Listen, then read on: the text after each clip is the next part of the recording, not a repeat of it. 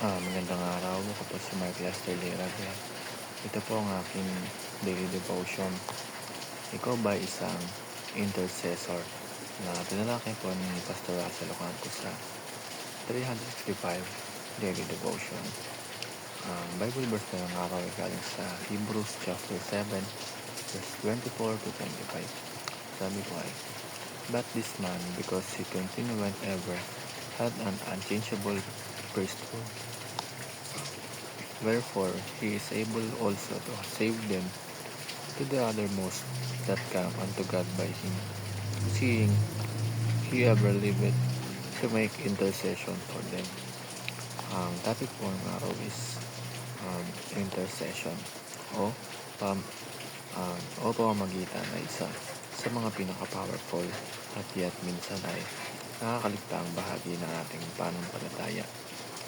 Hindi lang ito basta panalangin, ito ay isang banal na gawain kung saan inilalapit natin ang ibang tao sa harap ng Diyos at sa pinakaugat nito. Makikita natin si Jesus mismo bilang ating dakilang sacerdote na hanggang ngayon ay patuloy na namamagitan para sa atin. Ang first teaching is Jesus constantly intercedes for us. Si Jesus, kahit tapos na ang kanyang sakripisyo sa krus, ay hindi pa rin siya tumigil sa pag-ibig sa atin. Ayon sa Hebrews chapter 7 verse 25, he ever liveth to make intercession for them. Ibig sabihin, araw-araw, oras-oras, ipinapanalangin niya tayo sa Ama. Imagine, habang tayo ay natutulog, may isang Diyos na gising at patuloy na ipinaglalaban ka. Hindi mo man alam kung ano nangyayari bukas, pero may isang high priest na nag-pray para sa future mo. That's the kind of Savior we have. Ang second teaching is Christians are called to stand in the gap. Dahil si Jesus ang ultimate intercessor, tayo rin bilang kanyang mga tagasunod ay tinawag para maging intercessors. Hindi lang ito trabaho ng mga pastor o prayer warriors, lahat tayo ay may role.